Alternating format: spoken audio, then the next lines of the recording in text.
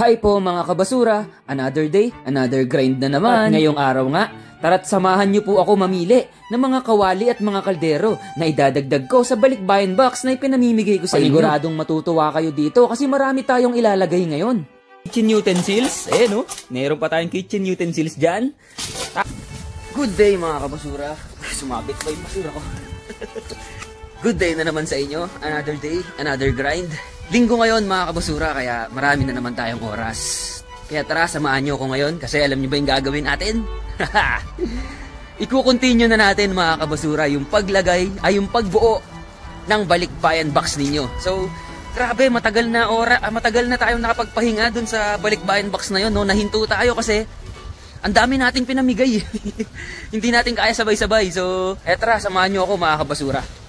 Dumiretso nga agad ako dito sa tapunan ng mga kawali. Bababain ko to para sa inyo mga kabasura. Kaya samahan nyo ako mamili Ang totoo kasi niyan, medyo mahirap talagang bumaba dito. Lalo na't kung wala kang sapatos. Nakikita nyo naman na nadudulas-dulas pa ako. Pero okay lang yan para sa inyo mga kabasura. Dito nga't nagsimula na akong maghalukay. Swerte nga tayo at mukhang medyo marami pang magaganda na natira dito ngayon. Dito nga't nakakita agad ako ng isang non-stick na kaldero. Tapos may takip pang kasama mga kabasura. Kung titignan nyo tong pinagkukunan ko mga kabasura, sobrang lalim nito. Lagpas tao. Titignan nyo naman, lagpas pa sa akin yung bakod. Pero alam nyo ba, napupuno namin yan. Ganyan karami ang mga tinatapon dito sa amin ng mga kawali at kaldero. Kaya nga naisipan ko din yan inegosyo kasi sobrang dami talaga. Yung tipong hindi ka mauubusan ng supplies. Kakapadala ko lang kasi ng box ko. Kaya wala na akong natirang mga kawali at kaldero para sa inyo. Kaya ngayon nga pinagkukuhanan ko na lang kayo. Mabuti nga't wala ganong pumuntang African kahapon. Kung hindi, wala tayong makukuha ngayon. Kaya eto mga kabasura, meron na akong nakuha para sa inyo. So tara, okay na siguro to. Ang gaganda ng mga nakuha natin, parang mga bago pa talaga. Tapos yung isa may takip pa. Wow! Ang ganda. Tapos ito, tingnan nyo naman, bagong bago. Madumi lang. Pero bago talaga. Di ba?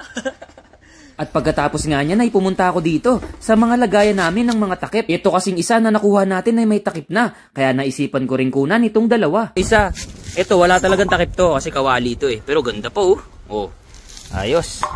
Ito may mga takip kasi tayo dito. Baka sakali may magkasa. Ay meron pa pala dito Yun po Ito kaya to? Hindi kasya. Ito.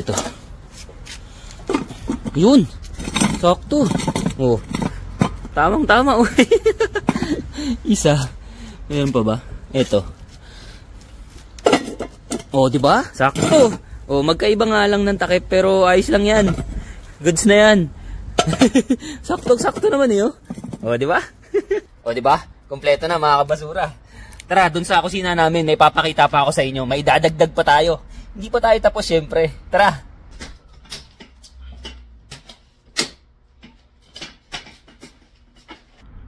So ayan mga kabasura, ito na yung mga nakuha natin kanina. Hindi pa tapos kasi sasamahan pa natin yan. Lalagyan ko na rin ng isa pang plancha. Alright, tapos mga kitchen utensils. Itong laptop talagang nandito na yan. Okay, tapos samahan ko pa ng mga kitchen utensils. Meron pa tayong kitchen utensils dyan. Tapos, ito bago pa. Kita nyo naman, may ganito pa Sasamahan pa natin yan ng mga non-stick na kawali. What? Ang ganda!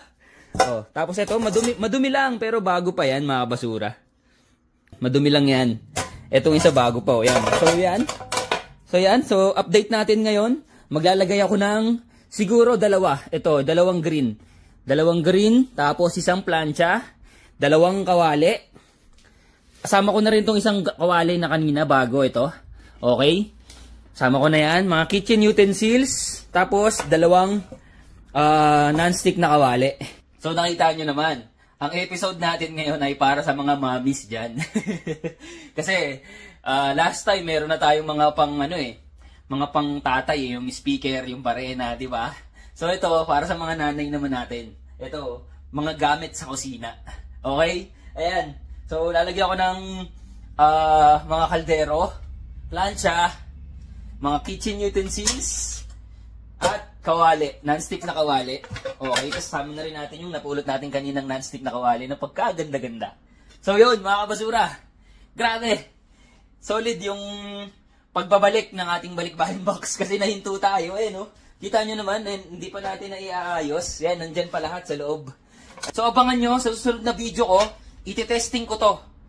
Kung gaano na karami o kung ano pa yung kasya.